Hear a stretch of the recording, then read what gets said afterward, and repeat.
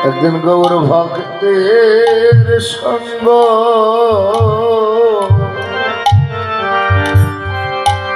একদিন করলাম রে আমার গৌর ভজন তো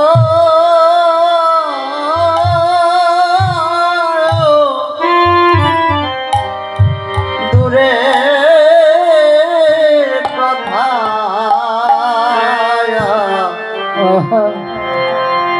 একদিন তো সাধন ভাগ্য আমি রে আমার সে জানো বিফলে গেল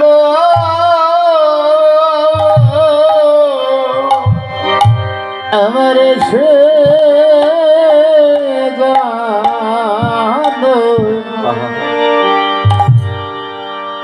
বিফলে গেল আমার সে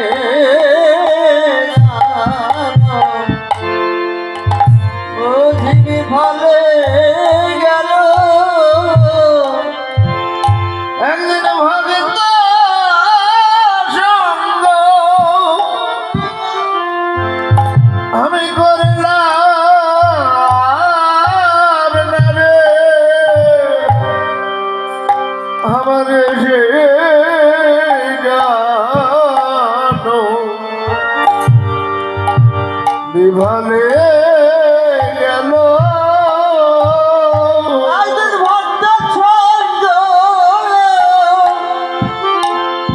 আমি করলাম না রে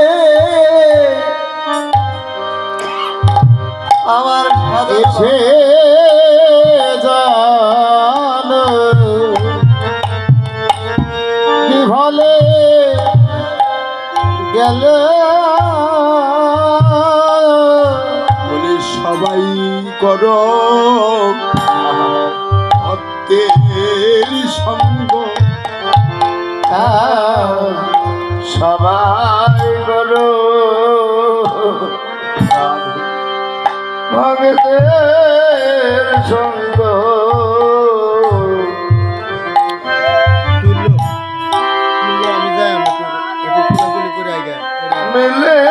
মিলেছে ভালো করে সবাই করো ভক্তের সঙ্গ এই জগে জগে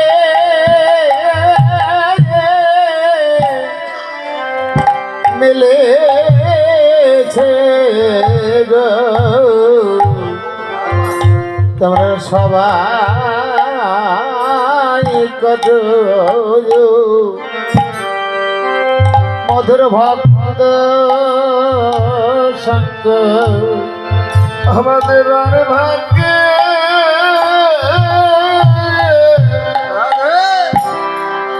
হবে কি না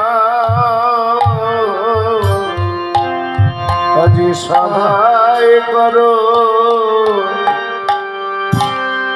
গৌর ভগতের সঙ্গ বলি এমন জোগাড় হবে কি না সবাই করো ভক্তের সঙ্গ জগতে এমনই দিন কারো ভাগ্যে আসবে কিনা এই জীবনে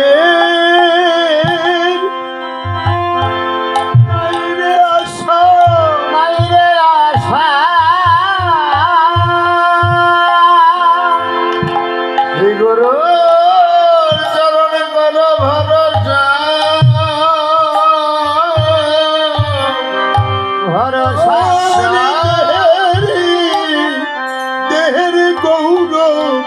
করণীতে তার বিশ্বাসের কি বিশ্বাস আছে। কখন কার বা প্রাণী চলে যাবে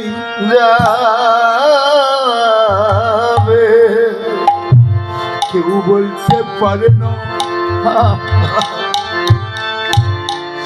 আমার খানা ভাঙ্গ এই দেহ আমার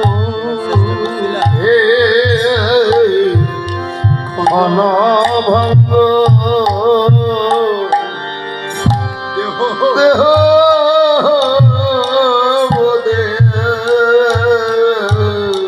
বলি ভেঙ্গে যাবে বলি দণ্ডে ঘন ভঙ্গ দেহ আমার বলি ভেঙ্গে যাবে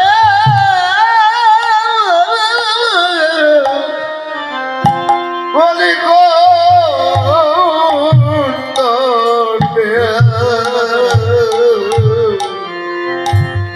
ঘন ভঙ্গ দেহ মাটির ভাণ্ড দেহ ভাণ্ড কোন দণ্ডে ভেঙ্গে যাবে বলাই যাবে না। কার বাবা কার কখনো প্রাণী চলে যাবে বলাই যাবে না। তাই সবাই মিলে এই সাধু সঙ্গ ভক্ত সঙ্গ করবেন, কৃষ্ণ নাম গুণ কীর্তন করবেন, ভজন সাধন করবেন। দেখবেন জন্মটাও সার্থক, দিনটাও ভালো যাবে, বছরও ভালো যাবে, জন্মটাও ভালো যাবে। কারণ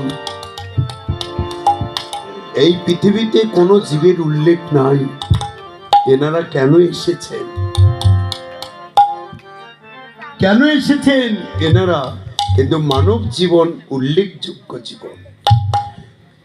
কোথায় লেখা আছে দেখবেন, শ্রীকৃষ্ণ শতনাম গ্রন্থে লেখা আছে, কৃষ্ণ ভজিবাতরে সংসারে আইন মিছা মায়াবদ্ধ হয়ে বিক্ষের সময়ন। একমাত্র মানব জীবন উল্লেখযোগ্য জীবন, কৃষ্ণ ভজন করার জন্য সবাই এসেছে। তাই সবাই কৃষ্ণ ভজন করবেন, সাধু সঙ্গ করবেন, সুখেই থাকেন দুঃখেই থাকেন, আঘাতে থাকেন প্রতিঘাতে থাকেন। আমাদের সেই নামাচার্য হরিদাস নাম করতে করতে মূলপতিগণ এসে নিষেধ করলে, নাম করো না, আমার রাজ্যে নাম করা হবে না, কৃষ্ণ নাম বন্ধ করো। শুনলেন না, ছেড়ে দিলেন রাজ কর্মচারীগণকে, বাই বাজারে বেত্রাঘাত করো, তাহলেই ভুলে যাবে নাম গুণ কীর্তন, আর কিচ্ছু করবে না, মুখে আসবে না। বেতের বাড়ি মারলে একটা করে বেতের বাড়ি মার কি, বাই বাজারে ঘুরতে ঘুরাবে আর মারবা। মারলে মারতে মারতে ওদের হাত ব্যথা ধরে গেল, বলছে কি হরিশ নামটা ছেড়ে দাও। মারতে মারতে আমাদের হাতই তো ব্যথা ধরে গেল, তোমার পিঠে লাগে না? কখনো হাসছ কখনো কাঁদছ। নামাচার্য হরিদাস এহন মার খেয়ে ভাই বাচ্চারে বেত্রাঘাত পেয়েও বলছে, তোমরা বলছো কোন কথা, কি কথা বলছো? খণ্ড খণ্ড যদি করো দেহ মন প্রাণ, তবু না ছাড়িব বদনে মধুর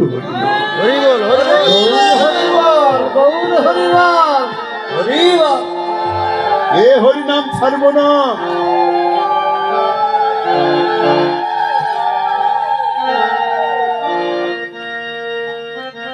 শেষে দেখা গেল হরিদাসের পিঠে একটা ব্যারিও পড়েনি,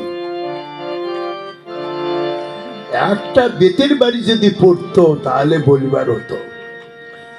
সমস্ত বাড়ি পড়েছেন মহাপ্রভুর পিঠে। হরি বল, হরি বল। ভক্তাধীন ভগবান, ভক্তির যখন দুঃখ কষ্ট আঘাত প্রতিঘাত হয়, ভগবান নিজের অঙ্গ দ্বারা আচ্ছাদন করে সেই ভক্তকে রক্ষা করেন। কইতো আমার মতো বদ্ধজীবীর কত শত দুঃখ কষ্ট আঘাত প্রতিঘাত, কত পদদলিত লাঞ্ছিত ঘৃণিত, কইতো ভগবান আমার এসে দেখা দিচ্ছেন না, রক্ষা করছেন না। কেন রক্ষা করবেন? আমার ঠিক মতন নাম করা হয় নাই, ভগবানকে ডাকার মতো ডাকিতে পারি নাই, তাই ভগবান আসে নাই। আর ডাকার মতো ডাকলে ভগবান স্থির থাকতে পারবেন না। কৃষ্ণ ভক্তের এত দাম, ভাগবতে তার প্রমাণ। কৃষ্ণ ভক্তের কত মূল্য, কত দাম। শীত করতেছে। ভক্ত প্রহ্লাদ কিছুতেই কৃষ্ণ নাম ছাড়েন না। কি করলেন? এই তোমরা কাজ করো, এই প্রহ্লাদকে বড় করে আগুন জ্বালাও, অগ্নিকুণ্ড জেলে তার উপর নিক্ষেপ করো, পুরে ছারখার হয়ে যায়। ওরকম কুলাঙ্গার ছেলে আমার কাছে না থাকায় ভালো। তার বাক্য মানে না, কৃষ্ণ নাম করতেই থাকে। শেষ হয়ে যাবে। বড় করে একটা আগুন জ্বালিয়ে ওর প্রহ্লাদকে নিক্ষেপ করলেন। দাউ দাউ করে জ্বলছে আগুন, ওর মধ্যে প্রহ্লাদ জোরহাত করে কৃষ্ণ নাম করছেন। তারপরেও এবং প্রহ্লাদে অঙ্গে গন্ধে সৌরভে দেহতে ব্রহ্মা নিভে গেলেন। ব্রহ্মা তখন দেখলেন কৃষ্ণ নাম করছে না, কৃষ্ণ ভক্ত। প্রহ্লাদকে কোলে তুলে নিয়ে বলছেন, প্রহ্লাদ আজ হইতে আমার ব্রহ্মত্ব জনম ধন্য হলো এই ভক্তঙ্গ পরশ। গৌর হরিবল, গৌর হরিবল, গৌর হরিবল। ভক্তঙ্গ পরশ করে এই ব্রহ্মত্ব জনম ধন্য। তাতে প্রহ্লাদের প্রাণ গেল না। একে গঙ্গায় নিক্ষেপ করো, মহাসাগরে নিক্ষেপ করো। গঙ্গায় নিক্ষেপ করলেন। গঙ্গা দেবী কোলে তুলে নিয়ে বলছেন, হেরে প্রহ্লাদ আজ হইতে গঙ্গা জনম আমার ধন্যতি ধন্য হলো। এই ভক্তঙ্গ পরশ করে পাগলা হাতির তলে পালায় দিলেন। পাগলা হাতি সুর দিয়ে উপরে তুলে নিয়ে বলছেন, প্রহ্লাদ আজ হইতে আমার পশুদ্ধ জনম ধন্য হলো এই ভক্তঙ্গ পরশ করে। হরি বল। কত শত দানব দস্যু বাঘ ভাল্লুক ঝাড়িখণ্ডের পথে বাঘগুলো পর্যন্ত কৃষ্ণ নাম করতে নৃত্য করতে করতে, যে বাঘ মানুষের গন্ধ পেলে খেয়ে ফেলে, সেই বাঘ পর্যন্ত কৃষ্ণাঙ্গ গন্ধে মোহে মোহিত হয়ে বাঘগুলো কৃষ্ণ নাম করতে করতে নৃত্য করছে। তাই বলছে গৌর হরিবল।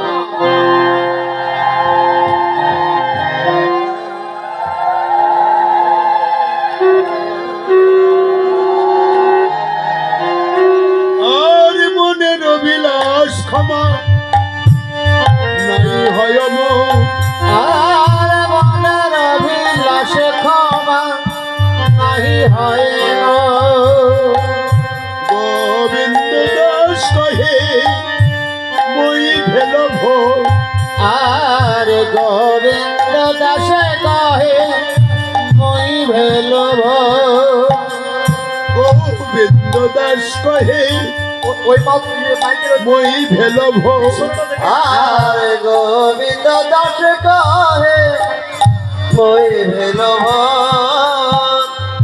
বলি দেখে মিটে না রে, সার মেটে না রে। আবার গিয়ে দেখে আসি তাটা নড়িয়ে দেখে মিটে না রে। আবার গিয়ে দেখে আসি দেখে সাদ মিটে না রে। আবার গিয়ে দেখে আসি সাধনার ধন গৌর মূরতি। আবার গিয়ে দেখে আসি সাধনা ধন গৌর মূরতি।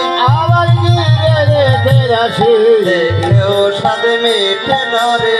আর গোবিন্দ দাসে কহে মই ভেলো ভাই।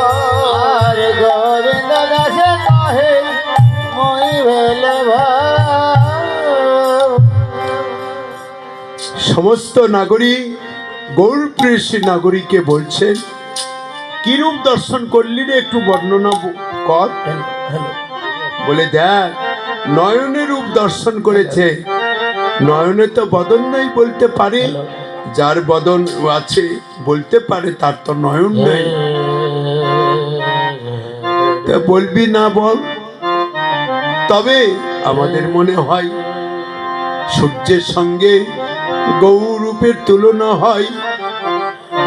নদে নাগরী বাবা বিষ্ণু গীত পদকর্তা বলছেন, দেখে রে নাগরী, সূর্যের সঙ্গে গৌরূপের তুলনা হবে। পাতয়রুণ সন্তাপ, পাতকালে যে অরুণোদয় হয়। সূর্যের তো বহু নাম, তিনটি নাম প্রধান। সকালবেলা যে সূর্য উদয় হয় তাকে বলে অরুণ। মধ্যাহ্নে কালে সূর্যের নাম হয় তপন। সন্ধ্যার বেলা সূর্যের নাম হয় রবি। এর আগে আমাদের ফেরত গোষ্ঠীর মধ্যে শুনে গেলেন, এ রবি যখন বৈশে পাটে মই গেল যমুনার ঘাটে, তুয়া লাগে চাই চারি পানে। তাহলে ওই সূর্যের তাপ সহ্য করতে না পেরে ছায়ায় প্রবেশ করে। কিন্তু সজনী রে, আমার গৌর সূর্যের যদি কারো অঙ্গে তাপে লাগে, তাপ লাগে বলে তাপে দে পরাণ শীতল হয় গো।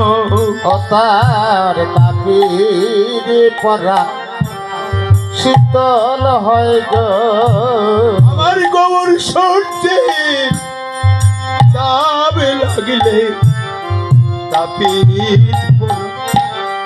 শীতল হয় গো।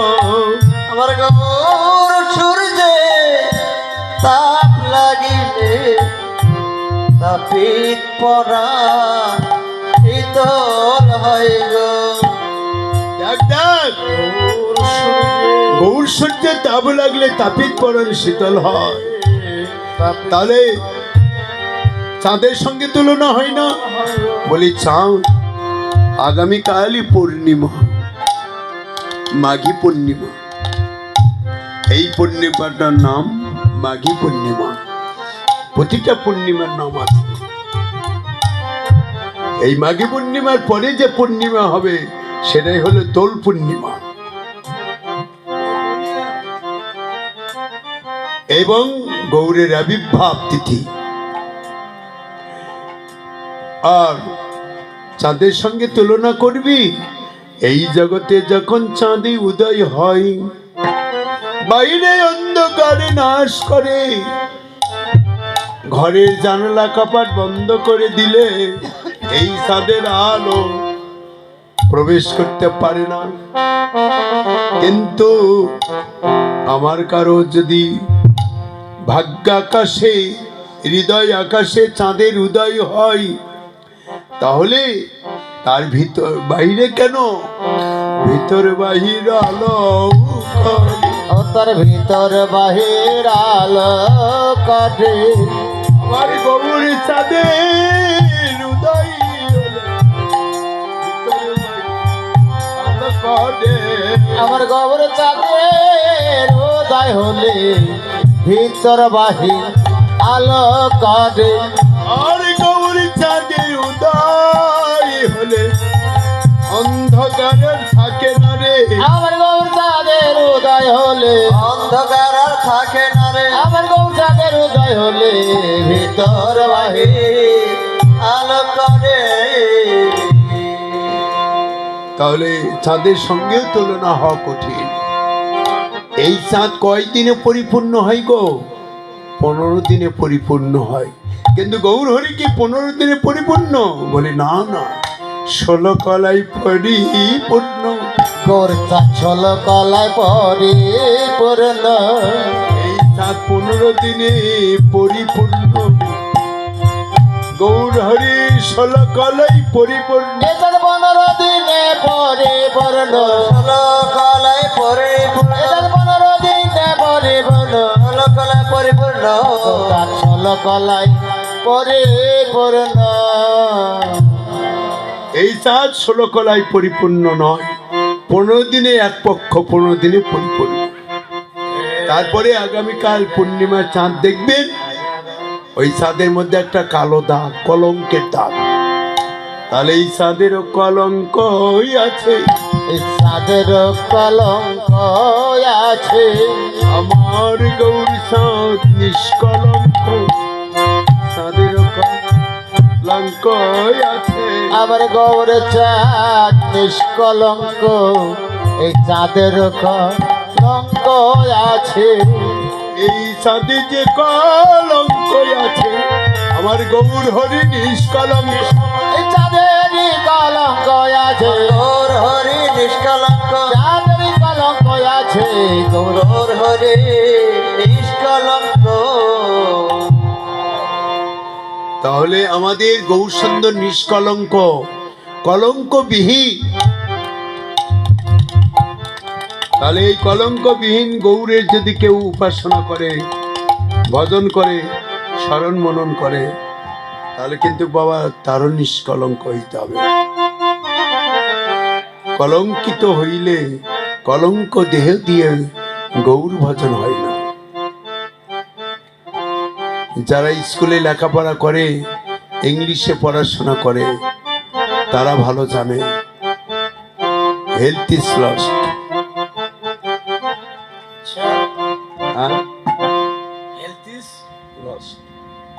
অর্থাৎ অর্থাৎ স্বাস্থ্য যদি ভেঙে যায়, আচ্ছা তাহলে আবার স্বাস্থ্যটা ফিরে পাবেন। আচ্ছা আচ্ছা money is lost, something is lost. আচ্ছা আচ্ছা অর্থাৎ টাকা পয়সা যদি হারিয়ে যায়, তাও কিছু কিছু তাহলে আবার ফিরে পাবেন। কিন্তু মানুষের যদি চরিত্র অর্থাৎ character is lost, everything lost. তাহলে চরিত্র যদি কারো চলে যায়, তাহলে সব সেই গেল। চরিত্র আর ফিরে পাবেন না। হ্যাঁ। ওই তো টাকা পয়সা কেউ বলবে না। এই জন্য ছাত্র জীবনে 2টা জায়গা থেকে সরে থাকতে হয়। যারা লেখাপড়া করে, স্কুল কলেজে তারা পড়াশোনা করে, তারা 2টা জায়গা থেকে সরে থাকতে হয়, 2টা স্থান পরিত্যাগ করতে হয়। একটা স্থান হচ্ছে নিশা, আর একটা স্থান হচ্ছে নারী। এই নারী আর নিশা, এই 2 জায়গা থেকে ছাত্র জীবনে সরে থাকতে পারলে সেই ছাত্রের পড়াশোনা ভালো হবে এবং চরিত্রবান, নীতিবান, ব্রেন বুদ্ধি সবই বৃদ্ধি হবে। আর এই 2 জায়গা নিয়ে যদি থাকে, তার দখলে যদি থাকে, ব্যবহারের মধ্যে যদি থাকে, ব্যবহার যদি করে, তাহলে সে মানুষও হবে না। এই 2টা জায়গা ছাত্র জীবনে পরিত্যাগ করতে হয়, তাহলে বাবা মার চিন্তাও থাকে না। বাবা মা যে কোন রাজ্যেই পাঠাক না কেন ছেলে মেয়ে, তার চিন্তা থাকে না। আর এই 2 জায়গা যদি তার স্থান নির্ধারিত করা থাকে, তাহলে বাবা মার ভীষণ চিন্তা, কখন কোন অঘটন ঘটে ফেলবে, কখন কি সংবাদ চলে আসবে, এটা ভাবনা চিন্তা করতে করতে অনেক বাবা মা স্ট্রোক করে মারাও যায়।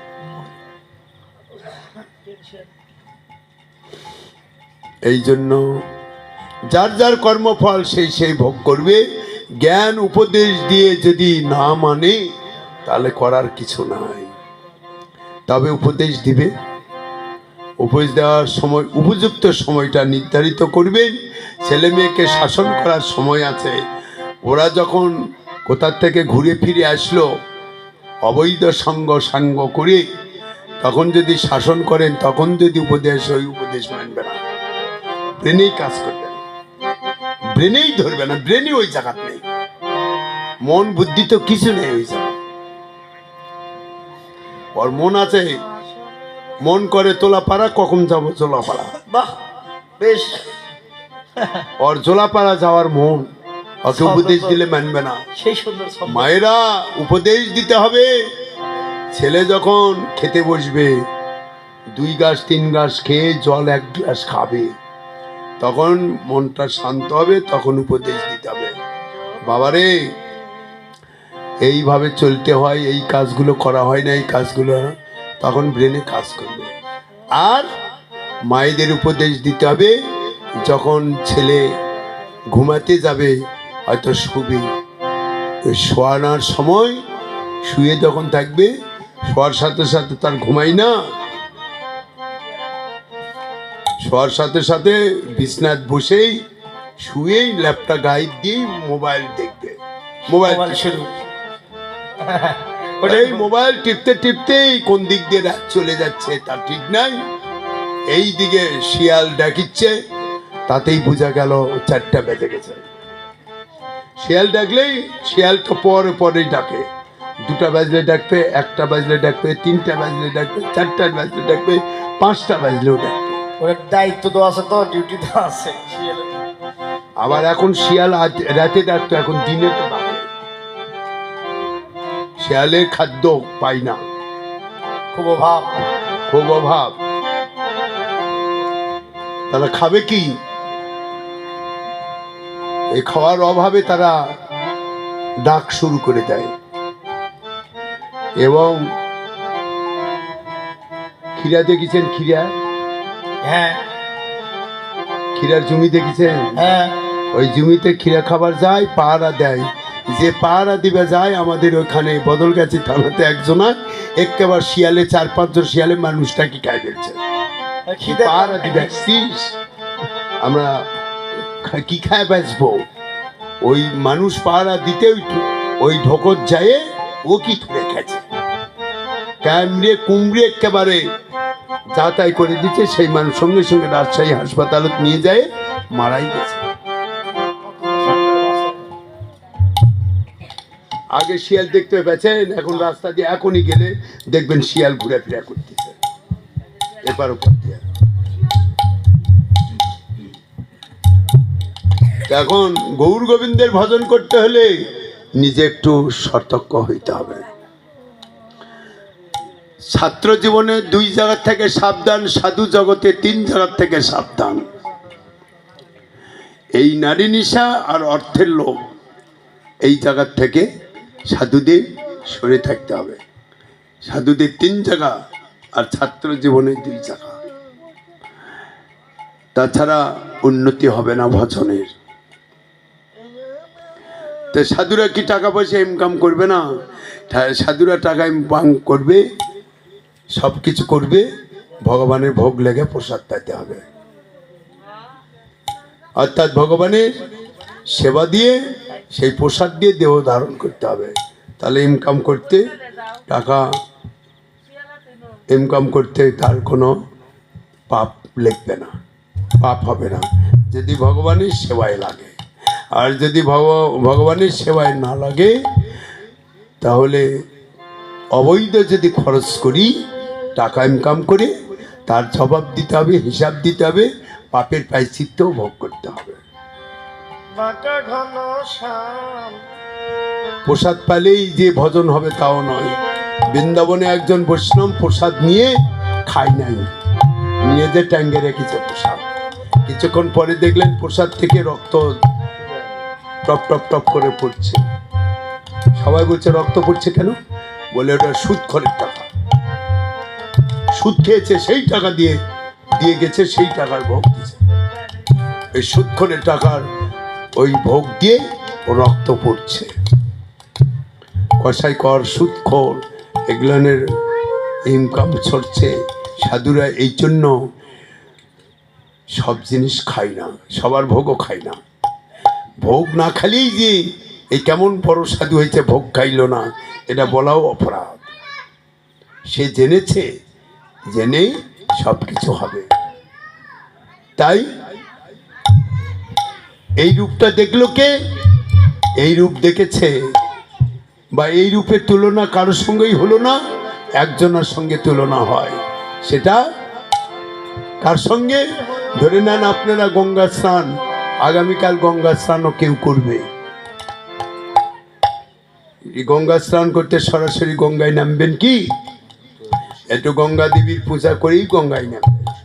পূজা করতে ঘি, মধু, কর্পূর, গঙ্গা জলের প্রয়োজন। এবার গঙ্গা পূজা করতে গঙ্গা থেকে গঙ্গা তুলে নিয়ে এসে গঙ্গা পূজা করবে।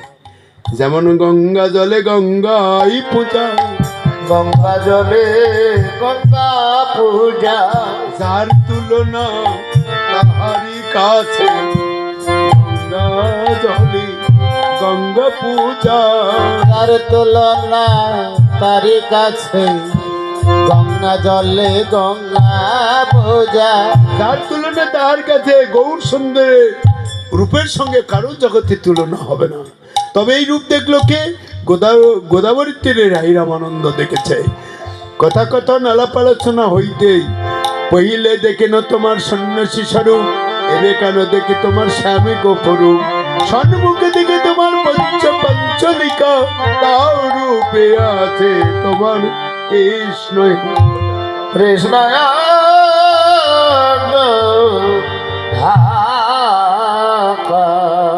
একই দেহে দুইটি রূপ, একই দেহে দুইটি রূপ। ওই ভজন করিলে দেখতে পাবে, বলি একই দেহে দুইটি রূপ। ভজন করলে দেখতে পাবে, একই দেহে দুইটি রূপ। ভজন করলে দেখতে পাবে, একই দেহে দুইটি রূপ। পাঞ্চকালে পতরু ভাষ্য কৃপা সিন্ধু ভৈবচ, পতিতানাং পাবনেভ্যো বৈষ্ণবে নমো নমঃ। সকল বৈষ্ণবে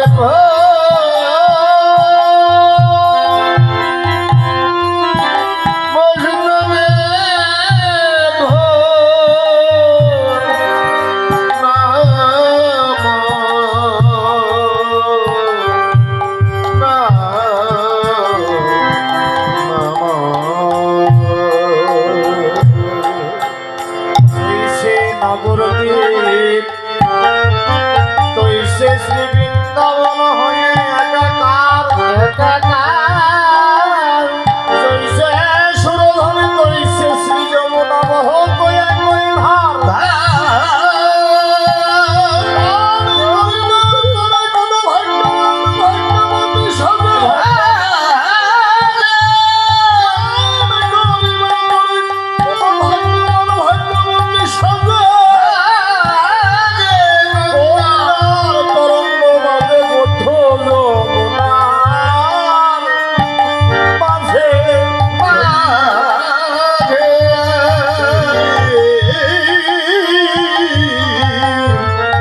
চৈতন্যগণের এই নবটি প্রশংসা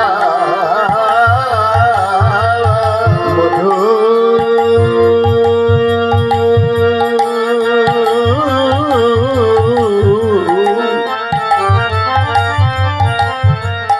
মধুর বৃন্দাবন প্রবেশিতে